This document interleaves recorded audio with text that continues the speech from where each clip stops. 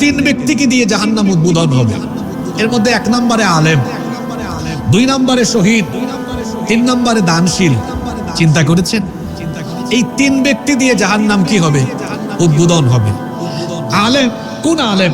যে ব্যক্তি কোরআন পড়েছে, শিখেছে, এরপরেও তাকে বলা হচ্ছে জাহান্নামী।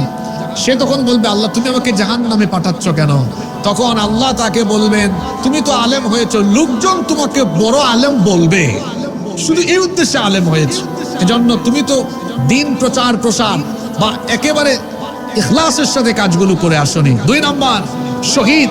আপনারা জানেন শহীদদের এত মর্যাদা, হাদিস শরীফে এসেছে, আল্লাহ নবী বলেছেন শহীদদের কাছ থেকে কোনো হিসাব হয় না, বিচার হয় না। আল্লাহ শহীদদেরকে বিনা বিচারে বিনা হিসাবে জান্নাত দিয়ে দেন। কোনো কি নাই, হিসাব নাই, বিচারও নাই। সেই শহীদ 2 নম্বরে জাহান্নামে যাচ্ছে, উদ্বোধন করা হচ্ছে তাকে দিয়ে। কোন শহীদ? যে ব্যক্তি যুদ্ধ করেছে, লড়াই করেছে, লোকজন তাকে বীর বলবে, সাহসী বলবে, এইটা মনে ছিল, তার শাহাদাত আল্লাহ কবুল করবেন না। 3 নম্বর দানশীল। কোন দানশীল? যেই দানশীল এজন্য দান করতো যে লোকজন তাকে দানশীল বলবে, অমুক খুব দান করে।